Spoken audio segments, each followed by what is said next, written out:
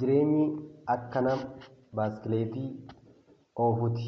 Yoo fiigdee malee dhaabattee madaala kee eeggachuu hin dandeessu. Fuulduratti namni kamiyyuu jireenya isaa keessatti ergama mataa isaa ni qaba.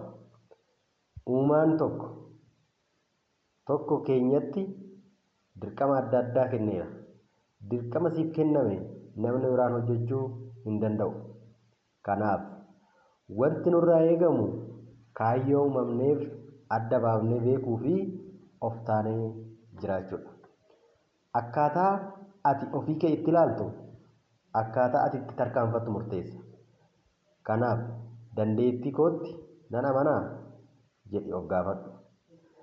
Humna si keessa jirutti hin amantu taanaan milkaa'ina gonfachuu hin dandeessu.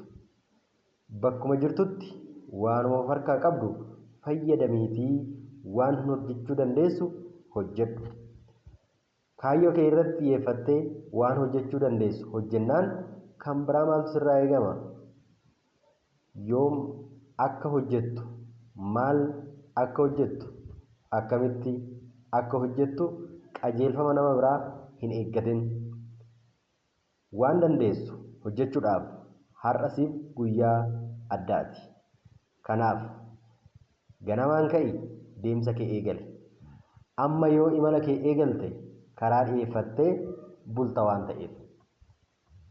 Namoonni baay'een kaayyoo ofii isaanii ni beeku. Hojjechuuf garuu tarkaanfii hin fudhatan. Haala mijataa yookaan nama si gargaaru teessee eeguu irraa kaayyoo uumamteef jiraachuuf of qopheessi. Akka nama bidiruudhaan galaana irra naanna'uu, bashannanuu, bakkuma tokko marsaa hin oolin. Kaayyoo uumamteef bakka gahuu qabdu gahuudhaaf ofii kee irratti murtoo fudhadhu. Milkaa'inni waan barbaadan argachuu osoo hin taane imala jireenyaa eegaluudha.